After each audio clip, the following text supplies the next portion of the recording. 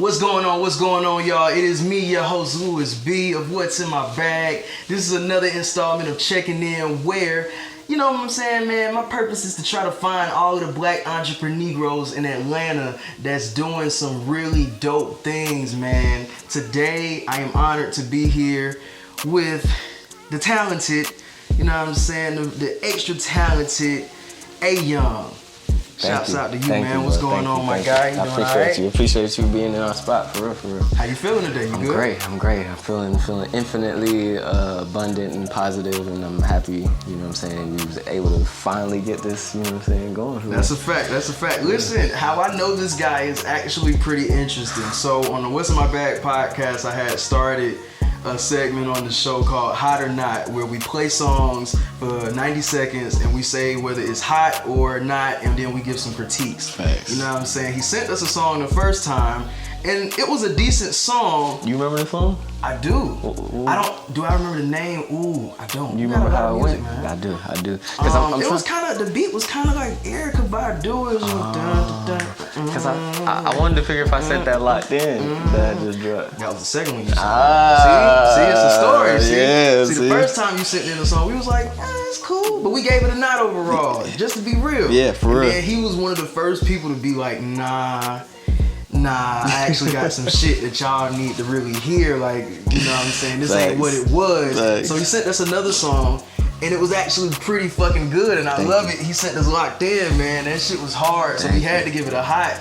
So honestly, you know, pretty much from there we just developed the relationship. You know, I keep up with his socials, he keeps up with mine. So I definitely wanted to get him in here and check in with him. Cause shit, you know, I love it when initially, I just be real. Initially, I may not fuck with an artist 100%, and then they consistency just shows me something. So I'm like, you know what, man? The consistency, and then you hear, you find shit that you like from an artist. So once I found it, I was like, okay, yeah, definitely. From watching those first episodes, you was definitely one of the people in the out of the group that was like, okay, he definitely has a little bit of this, a little bit of that. Like you was more critiquing, you know what I'm saying, and then just hearing it and being like, nah, I don't fuck with it. Like, you know what I'm saying. So I really appreciated that, and that's what made me even want to send another one, because I was just like, oh no, they gonna hear something.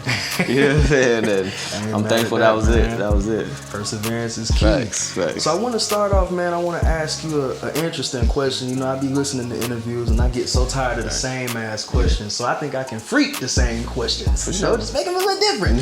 So this question goes: if your journey in music were turned into a book, when and where would your chapter 1 begin? If my journey can be turned into a book, that's a good question. He said, I'm making them think. Yeah, that's a great question. That's just another way to just say, hey, how'd you start? Hey, you gotta freak it. Right. You put a little finesse on that one.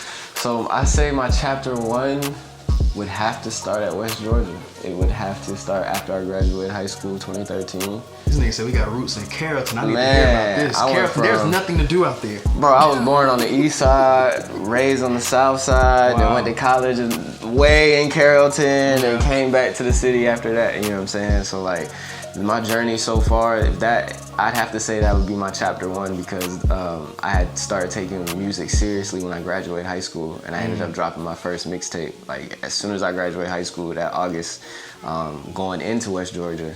So I had already had music on SoundCloud, and you know what I'm saying, and using that platform, because I never knew with just recording with my friends or even just freestyling with my friends where we could put our music at, right? You know, because streaming wasn't that big of a thing 2013. So SoundCloud was the place where me and the homies, like whatever it was, you know what I'm saying, fuck mixing, super mixing, mastering, like you just throwing it out there raw, man. If you like it, you like it, though. Exactly. So that's what I really miss about the SoundCloud days, man.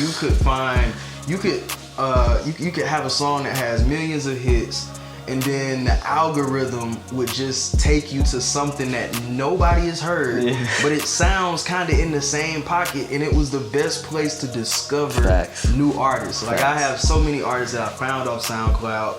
Shit, so many artists that have blown up now from being hot on SoundCloud back then. So being viral on there was definitely a thing, for sure. So when I ended up going to West Georgia, I ended up dropping a second mixtape really like 3 months after that first one, like that November. And when I dropped that project, it ended up getting me signed by a management company in California, and that was like the first time I had ever got introduced to like fucking fine dining and being flying by somebody else and being put in hotels and being with producers and all this type of stuff. You know what I'm saying? And what's interesting is I'm gonna hold you there because I'm looking at you. I'm looking at you and I'm looking at your body language when you say that. man, It sounds nice, but from what I'm getting is that it's not all that it seems to be. It wasn't, and I feel like where I'm at with it now, I had to go through that at an early age, like 18. I was just turning 18, you know what I'm saying? About to turn 19. Right. And it was just a world I wasn't exposed to before and didn't even know about. Like, they was putting my music on streaming before I even had an iPhone, for real, you know what I'm saying? Before people had Apple Music. Yeah, I don't even know anything about no iTunes, That's no a fact. Spotify, no none of that. So they was definitely taking advantage of my ignorance, you know what I'm saying, at a young age. And I feel like that lesson taught me to figure out my sovereignty with this music from back then. You know what I'm saying? How long were you with that label? 2 years. It was a 2-year contract. And my contract ended with them on my birthday, 2016 in January. So once that contract ended, I ended up dropping my third mixtape on their ass. I saved it. Finally yeah. free. Exactly. The EP. Exactly. And threw that shit on SoundCloud. You know what I'm saying? Yeah, and gave it back to my roots. And it was just like, nah, I'm finna take this project, put it on SoundCloud. And not even tell them I had it, you know what I'm saying, and let this contract end, and I've moved away from them since. Like, I haven't spoken to them, I haven't gotten any happy birthdays. Nothing. Hey man, shouts out to them. Y'all gonna eventually realize that you fumbled the bag. They fumbled it bad. They was trying to get me to move from Atlanta, away from my family, away from my shorty, away from the homies, like, and was trying to get me to just move my whole life out to there. these nice beaches and record, Man, all day. what? Record. We'll put you in a crib. We'll do this, we'll do that, and I'm like, all right, cool.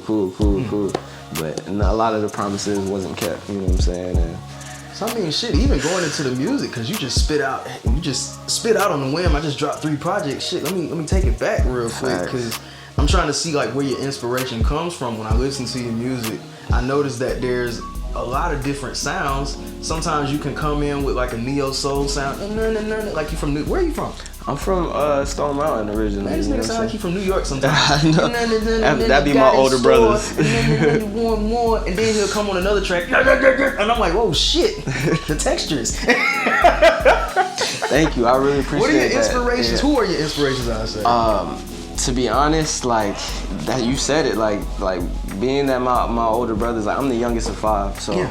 Being that my older brothers are way older than me, like my range of music that was being listened to in my household, you know what I'm saying, as I'm growing up, especially hip hop is from hip hop to reggae is just, it's super versatile. Wow. But a lot of the influences was New York because my eldest brother was born in California. So my first brother was born in California, the first 3 was born in California.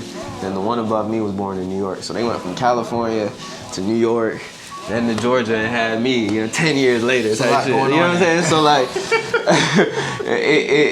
that Cali flavor, you know what I'm saying, where they grew up in the 90s and coming to New York in the late 90s, and then around when I was born in 95, they moved from New York to Georgia. So like from 95 to present day, you know what I'm saying, they've had their influences from Cali, New York to the early snap of Georgia music, you know what I'm saying, when Lil Jon and them was rocking, like, so when they was in high school bumping, you know what I'm saying, Lil Jon and the East Side Boys, like that's what I was influenced by too. Yeah. So like that hype music mixed with, like you said, that up north conscious music mixed with like this SoCal chill vibe, you know what I'm saying, I feel like is what really describes me. But personally, like I listen to Currency a lot heavy.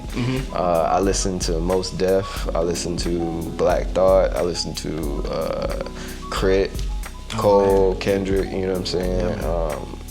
but mostly like, especially this last project, I really was adamant about what I was allowing my influence to be like, because I was very intentional about this last project I wanted to put out. So I wanted to make sure who I was listening to at the time kind of reflected the energy I wanted to give out into the music, you know what I'm saying? So I was listening to Mos Def heavily, the Black on Both Sides project. I was listening to the producer No ID. He dropped a project that most people don't really know about, called Accept Your Own and Be Yourself. And that project mixed with Mos Def project was probably like the two catalysts to like where my mind and my spirit was at, like going into this project I just dropped, you know? Shit, so you just segued me perfectly into it. Something to quarantine to. Something to quarantine to. Obviously it's inspired from the world's events. So let's keep the timeline going. Prior to that, like right before that, life is decent, I assume, as far as the music is concerned. Things are going well, you're consistent. We was grinding. We was definitely grinding. Like that 2019 year, we was in Bankhead, literally crashing at this dude's spot that fixes phones. He had a phone fixing business, so we was on one half of the duplex, same setup, mic, everything, you know, working on music. And then we would be running bro business on the other side of the duplex, fixing phones, you know what I'm saying? So like 2019, we was really grinding, you know what I'm saying, stacking up on music. I was learning how to record myself, engineer, do a lot. All right, bro, I feel you, bro, that's cute. But then March 2020 hit. Bruh, hey. I feel you know what I'm saying? All that cute shit, cool, but the real... Bruh, I ended up getting, I was telling you about that case, bruh. Before that shit had happened, I got sat down. Cause my L's got taken away, you know what I'm saying? With that it was a false DUI case. Yeah. You know what I'm saying? They took me to jail with no evidence, with no DUI or breathalyzer or nothing, you know what I'm saying? And I had got my L's taken away January 20th, 2020. So before everybody was sitting down and quarantined to themselves, I was already on other people's time, and I had to sit down, you know what I'm saying, and analyze what I was gonna do and how I was about to make shit shake. And then when the full blown, you know what I'm saying, happened, I'm like, God, dog, like, what are we gonna do now? Like, we can't even perform out here now. Like, all right. So, but that helped me realize too when I was sitting down that like, it's an even playing field now. Whether you sign, you independent, like couldn't nobody perform for a year, you know what I'm saying? Yeah. And it's really more advantageous to us because as indie artists, because we didn't have nobody to pay back immediately, especially people who just signed the deal before that happening, you know what I'm saying? Like that's tough. I think about that a lot. That's tough to sign a deal and then the whole pandemic happening and you can't even recoup that first year. Like even the people down, I think people fail to realize that like entertainers, you just think it's the artist. Nah, nigga, it's the photographer, it's the videographer, it's the makeup stylist, it's the wardrobe. Like all those people eating off of them couldn't eat for a year. Yeah, that shit is crazy. So you decided to drop a project.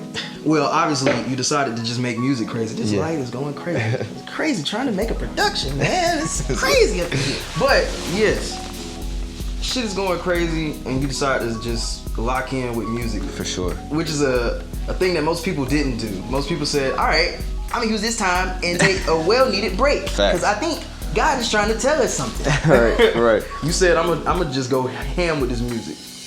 I felt like God was trying to tell me something, you know what I'm saying? wow. I felt like the way we see the world and the way our perceptions and how we analyze what we see now, I feel like it was meant for me to sit down and really practice that and really take in, you know what I'm saying, that level of awareness and be like, you know what, it's okay to see the world like this. It's okay to ask questions. It's okay to see leaders of the world and be like, nah, this don't make sense. Like, you know what I'm saying? And even though they tried to especially social media wise, with so much information coming out and so much, you know what I'm saying, different angles and sides, you know, it's kind of hard to really have your own personal opinion for real.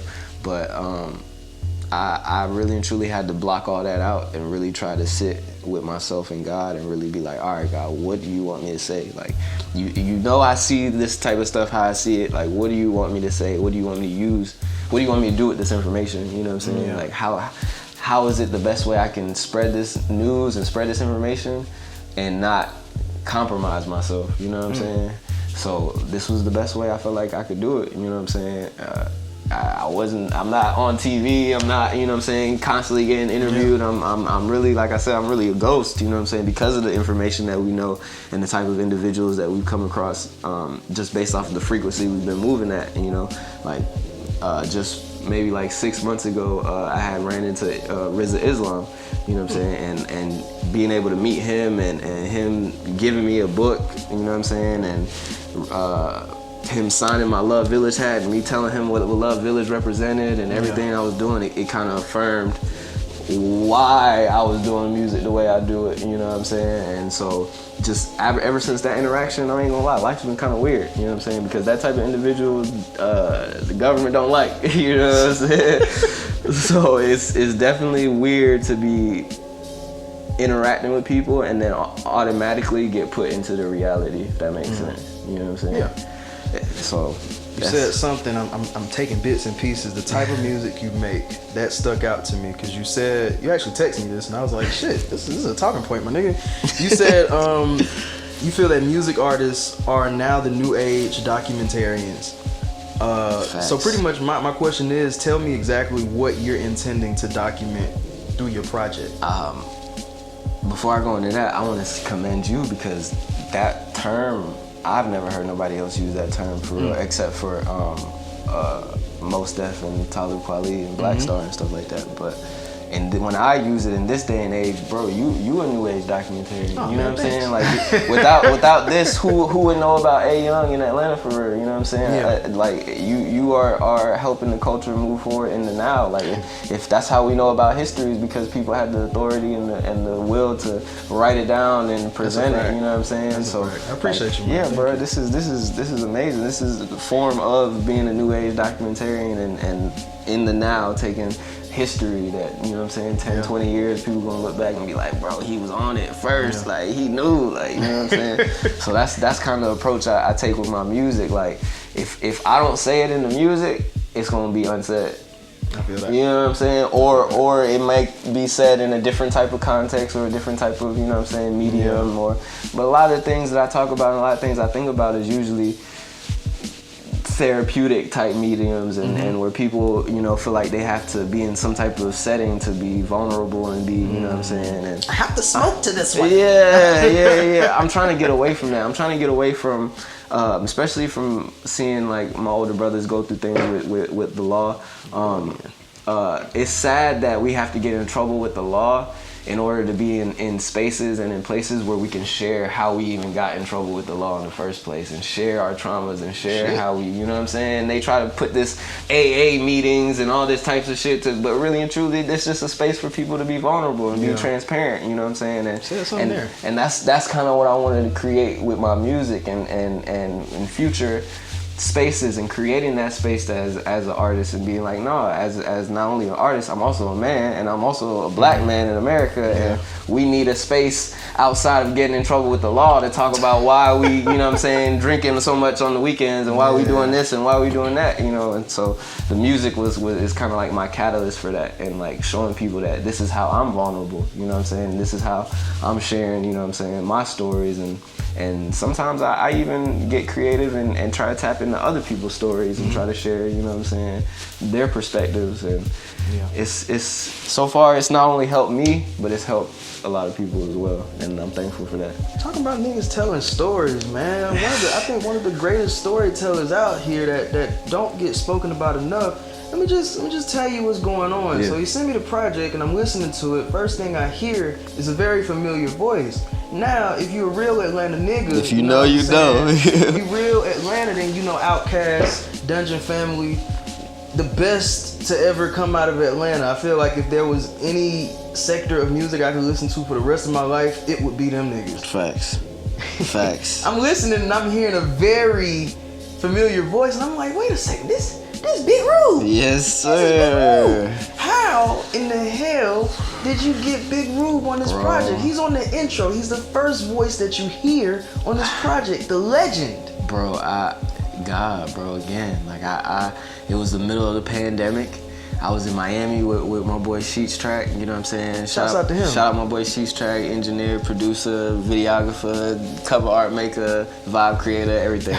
You know what I'm saying? And we was out in Miami. I was out there in the height of the pandemic. People with my family like, why would you go to Miami? Why would you do that? You better have your mask. You better do all.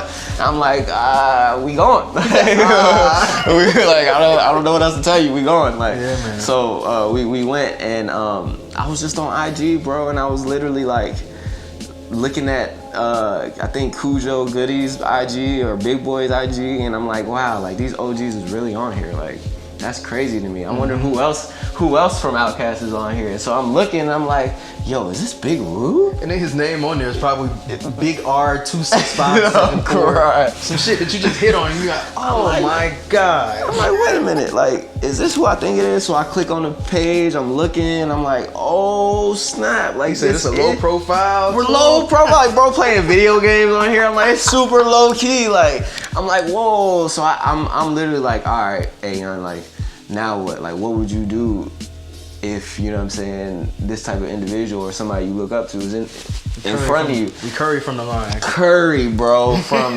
deep, bro. Like, I literally told this man, I'm like, bro, should I hit him? Like, what should I do, bro? And he was like, bro, just do it. Like, and so I hit him. He didn't say, hey, big head. He said, hey, nah. So I pretty much, bro, was like, I kept it real with him. Like, we went to Miami, you know what I'm saying, out on a whim. Like, I didn't have hella bread. I didn't get a stimmy yet, you know what I'm saying? So it wasn't like I was like, oh yeah, let me take my stimmy to Miami, like, you know what I'm saying? Like, everything. I got my taxes from last year. Bro, Joe tripping, man. But so, like, I literally, when I went, I was just like, look, I kept it all the way a buck with him, and I think that's what kind of separated me and interacting with him was just my level of transparency again, you know what I'm saying? I kept it a buck with him. Like, I'm an indie artist, I don't have much funds right now. Like, we came out here to Miami to work on music, to get away from where we was in, you know what I'm saying? And I know you, like, I was just showing him so much love, you know what I'm saying? Because I don't respect. Yeah, because I don't know where he might be with it. This man got his words put on buildings in the city, you know what I'm saying, his words in different restaurants, you know what I'm saying, and he can still be like feeling low, you know what I'm saying. So I just wanted to let him know, like, you know, I don't take this lightly, that I'm even in your DMs, you know what I'm saying. And bro, his response back, this man literally sent me his number. It was like, call me right now, I'm in the studio. I'm like, Sheets, should I call him like right now? Like, bro, I was so shook. I was like, give you 16 right quick, man. This is easy. I was shook, bro. I was like, oh, bro, I don't know what to do, bro. Like, I did not think this was about to happen. She was like, bro, just call him, bro. Just call him. And I called him, and then we talked on the phone, bro, and the rest is history. It probably took like maybe 4 or 5 months after that to finally have like the idea of the project. Cause I told him, I was like, I don't even know what I want you on. Like, I don't even know what project it's gonna be called. I don't even know what song I want you on. I just know I need you on a project. You know what I'm saying? And once Something to Quarantine 2 came, I sent him the bread. I sent him the idea of the project and the overall themes and the track listing, and he sent me back that gold, bro. You know what I'm saying? I ain't have Shouts out to Big RUBE, man. There was no other influence other than that, bro. He just did his Big RUBE-esque thing. Like, I couldn't even, you know what I'm saying? I was just so ecstatic and shook, even more so because he even said a nickname that one of my older brother's best friends, to this day, they known each other since high school, called me Big Al. Like, he the only one in my entire life that called me that. I heard it, I was like, Big Al. I said, wait a second. Now Big RUBE is the second person in my entire life to call me that name, and I never told him to call me that, or even like, I don't even know, bro. He had the crystal ball or something, bro. I don't know. It's funny as hell. It's funny, bro. But that's what happened, bro. That's how Big RUBE ended up getting on. The alignment was there. Yeah. Everything, you know what I'm saying? You can't be afraid. You can't be afraid to shoot your shot in any aspect. It's business, you know what I'm saying? Relationship, like, it's just, you only holding yourself back, yo. That's, you know what I'm saying? That was my mind telling me, oh, like, this is Big RUBE. Like, how you ain't even got the bread for real? Like, how is he even gonna fuck with you? But he still made it happen. That's a fact. What's your favorite track on this project, man? Love question mark. Love question. Okay. Love question mark. I fuck with it a lot. What's been the reception of the project since its release? When did you release it again? I released this project. What was the date on this project? October of last year. Okay, yeah. cool, So cool. it's still very recent. And this project really and truly was a testament to everything different that I'm trying to bring and be. Like, I dropped this project on Bandcamp, you know what I'm saying? I didn't even put it out on streaming at first. And just to be transparent, honest with you, I made more on Bandcamp from this project in 4 months than I had on streaming, you know what I'm saying? Bandcamp is paying niggas. Bro, they is paying artists what they feel like they worth, you know what I'm saying? And these streamings is just giving us 0.000% of, you know what I'm saying, our art. And it's cool when you got millions of people following you, you know what I'm saying, and you don't have a middleman.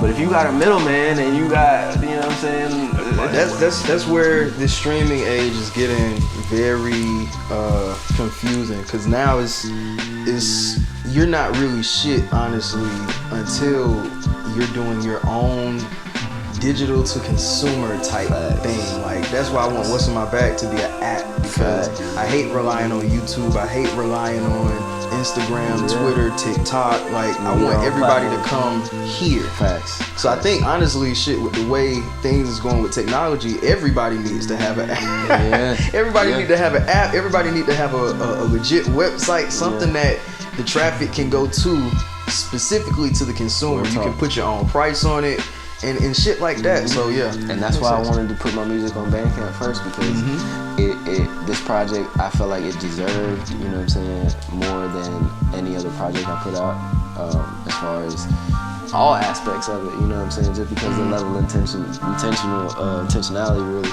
And so Bandcamp, you are paying for the full album like you going to a store, right? Yeah. So and it's down. Once you pay for it, it's yours. Like, you don't even need the app to have it. It downloads straight to your phone. You know what I'm saying? And it's different from spending that $10 to have access to everything. When you spend that $10 to get one album, you're gonna listen to that album. And you know where it's going. Yeah. And it's not going to some corporation entity. Like, it's going to the business of A.Young. You know what I'm saying? And Love Village and everything that we trying to do for the community of Atlanta and everything we're doing musically, you know what I'm saying, helping us be the change we want to see. So, like, I highly recommend my independent artists really tapping into Bandcamp, or even, like you said, you know, coming up with your own platform, website, and sending your fans there, because they shown us in the pandemic, if social media, if they don't like what you're saying on there, they taking you off, you know what I'm saying? They shadow banning you, they kicking you off their platforms, you know, so moving forward, we definitely need to tap into our own. That's a fact. So another way, and this is to round out the interview, another way to ask a very basic question, I'm gonna jazz it up a little bit. All right, so since you dropped something to quarantine to, you know what I'm saying, future plans, is there, you know what I'm saying, are we looking at something to outside too? Because we back out. We are back outside. We are back outside. And I appreciate your energy. I appreciate the love you share, you know what I'm saying? So I'm not afraid to express anything new or anything, you know what I'm saying? So right now, I'm working on helping my boy Sheets drop. It's time for it. He played me something that was crazy too. Bro, like R&B, rapping, like I make him rappity rap, and he make me want to sing. You know what I'm saying? Like that's like our relationship right now. You know what I'm saying? And I'm keeping it a buck. Like, I don't hear nobody singing like this man right now. Like the way he incorporates his singing flows with beats that sound like you can rap on, it just.